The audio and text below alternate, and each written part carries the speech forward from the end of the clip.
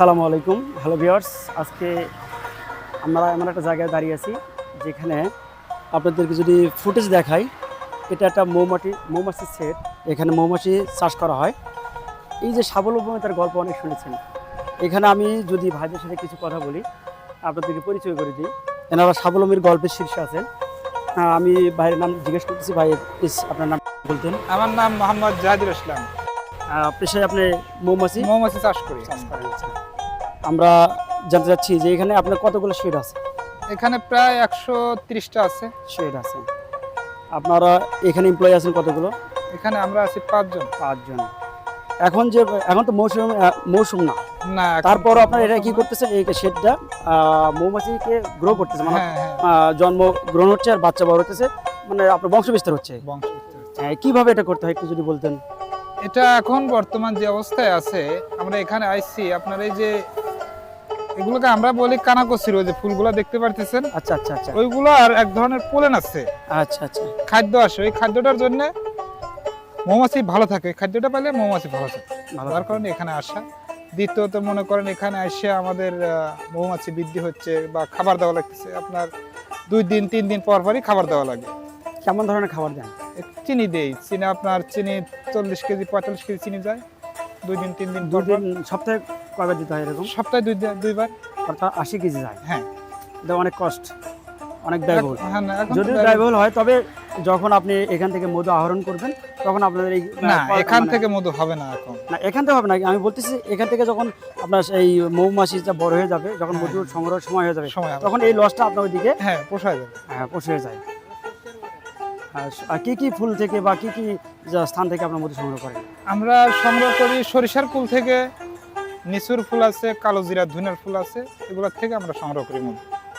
সবচেয়ে ভালো মধু কোনটা? সর্বোচ্চ ভালো মধু হয় কালো জিরা। কালো জিরার মধুটাই ভালো। আর মধু উৎপাদন হয় সর্বোচ্চ বেশি হয় সরিষা।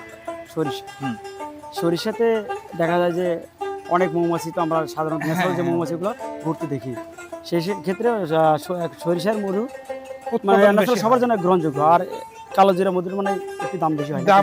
হ্যাঁ, মধুটাও ভালো। আচ্ছা, তাহলে আপনারা কোথা থেকে আসছেন এখানে? এখানে আইছি সিরাজগঞ্জ উল্লাপাড়া। এখানে অবস্থান করেন কতদিন? এখানে আজকে চলে যাবে। আমরা ঠিক চলে যাওয়ার মুহূর্তে চলে আসছি। যদি আমি এই ভাইয়ের সাথে কথা বলি, আপনার এই মৌমাছি চাষ করে কেমন লাগছে সেটা যদি বলতেন। খুবই ভালো লাগে, শৌখিন ব্যবসা। আচ্ছা আচ্ছা, তাতে আপনি খুব খুশি? হ্যাঁ, পরিবার চলে এখান থেকে যে ইনকাম হয় সেটা পরিবার চলে? হ্যাঁ, আল্লাহ দিলে পারে মৌমাছির কামাই দিয়ে আমাদের সংসার পরিবার এগুলো চলে। তাহলে আপনারা 5 জন আছেন একই এলাকার? একই এলাকার আমরা। বাসা কোথায়? আমার বাসা হলো মোহনপুর লাহিড়িপাড়া, উল্লাপাড়া, সিরাজগঞ্জ। আপনারা তো বুঝতে পারতেছেন, ভাইয়েরা এখানে বগুড়াতে আসছে মৌমাছি যে চাষ করতেছে। মৌমাছির বাচ্চাকে বড় করার জন্য এখানে খাবার পাওয়া যায়। এই যে পাশে যে কচুরি ঘেঁচু গাছ, এখান থেকে হয়তো বা কোনো একটা ফুলের থেকে পোলেন পাচ্ছেন না, এই পোলেনের মাধ্যমে বাচ্চাগুলো দ্রুত বড় হয়, ডিম বাচ্চা দেয়। আর ওখানে আমরা খাওয়া বাচ্চা রাখতেছি, চিনি খাওয়ায়া আপাতত বাচ্চা রাখতেছি। এই ফুলের থেকে ওরা পোলেন নিয়ে এসে ডিম বাচ্চা দিচ্ছে। ডিম বাচ্চা দিয়ে মাছি বৃদ্ধি হতেছে। বৃদ্ধি হওয়ার পরে মনে হয় যে আমরা এই শস্যের ফুলের থেকে আমরা মধু পাবো। শস্যের ফুল এনে আপনার নিচু, তার বাদে এই কালো জিরা ধুনিয়া। আবার গরুর মাঠে গেলে পরে আমরা গরুর মাঠেও মধু পাই।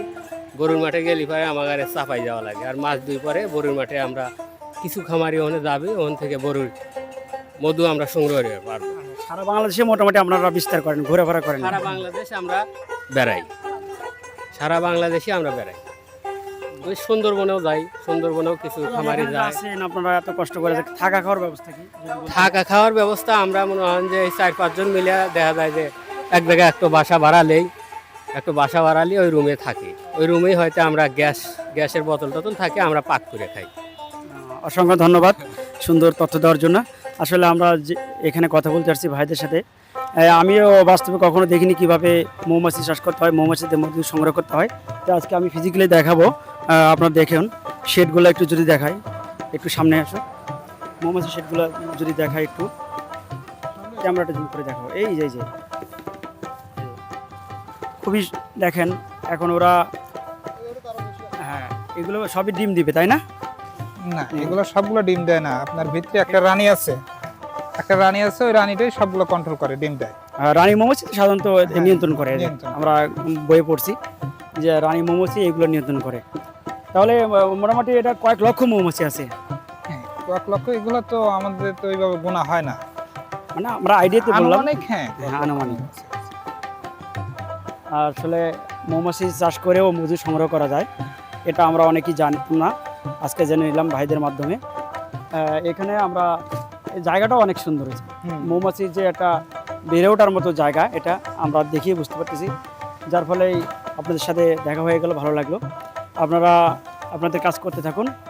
আর সবাইকে বলতেছি যারা এই ভিডিওটা দেখলেন ভাইদেরকে ভালোবাসা দিয়ে যাবেন, এবং যদি পছন্দ হয় ভিডিওটা অবশ্যই সারা বাংলাদেশে ছড়িয়ে দিবেন, অল ওভার দ্য কান্ট্রি। আর এখান থেকেও স্বাবলম্বী হওয়া যায়, বেকারত্ব দূর করার যে মাধ্যম, এই ভিডিও থেকে আপনারা দেখতে পাবেন যে আসলে বসে থেকে জীবন পার করার চেয়ে পরিশ্রম করে খান সর্বোচ্চ ভালো। আপনার মতে কি পরিশ্রম করে কি মানুষ বিফলে যায়? না না, পরিশ্রম করলে আপনার শরীর ভালো থাকে, তারপরে আপনার ব্যবসার ক্ষেত্রে পরিশ্রম করতেই হবে। ব্যবসা না করলে কি করে, বা মানে পেটে ভাত জুটবে কিভাবে? যে কোনো একটা কর্ম করতে হবে। এটা কি মোম তৈরি হয়? এটা কি হ্যাঁ, এটা আলাদা মৌমাছি, এটা একটা মাছা করে। আর এই যে মৌমাছি দেখেন ডিম দিছে, ছোট ছোট ডিম, সুতোর মতো ডিম দিছে, এইগুলো হলো মৌমাছির ডিম। ও মাই গড! এই সুতোর থেকে মৌমাছি বের হয়। আমি যদি আপনাদেরকে নিখুঁতভাবে দেখাই, দেখেন লার্ভা যেটা বলা হয় ডিম, এই যে ডিমগুলো এত ছোট ছোট, এইগুলোই বড় হবে, একসময় মৌমাছির রূপ নেবে। এখন এটা লার্ভা আকারে আছে। মৌমাছির যে মধু পায়, এই মধুটা কত উপকারিতা! মধু একজন পুরুষের জন্য এত উপকারিতা যে নিয়মিত মধু সেবন করে তার বিভিন্ন রোগবালা দূর হয়ে যায়, শারীরিকভাবে সে শক্তি পায়, মানসিকভাবে প্রশান্তি পায়। সারা বছরই একজন মানুষ মধু খালি পারে, তার শরীর স্বাস্থ্য ভালো থাকে। আপনারা কিছু মানুষ মনে করেন যে গরমের সময় মধু খাওয়া যাবে না, এইটাও একটু ভুল ধারণা। শীত গরম নাই, যারা আপনারা মধু এত মধু আমরা চাষ করি, অল্প দামে আপনারা মধু কিনে খেতে পারবেন। সারা বছর আপনারা মধু খাওয়ার চেষ্টা করবেন। অবশ্যই ভাইরা যারা ভিডিও দেখছেন, অবশ্যই ভাইদেরকে কাছ থেকে একদম অরিজিনাল পিওর মধু সংগ্রহ করবেন। আশা করি আপনারা যোগাযোগ করতে পারেন, ভাইদের বাসা সিরাজগঞ্জ উল্লাপাড়া, আপনারা তাদের সাথে যোগাযোগ করে মধু সংগ্রহ করে নেবেন। সবাই ভালো থাকবেন, আল্লাহ হাফেজ। আবারও নতুন কোনো ভিডিও নিয়ে আপনাদের সাথে দেখা হবে ইনশাল্লাহ। সেই পর্যন্ত ভালো থাকুন, আল্লাহ হাফেজ। সবাই ভালো থাকবেন, আবার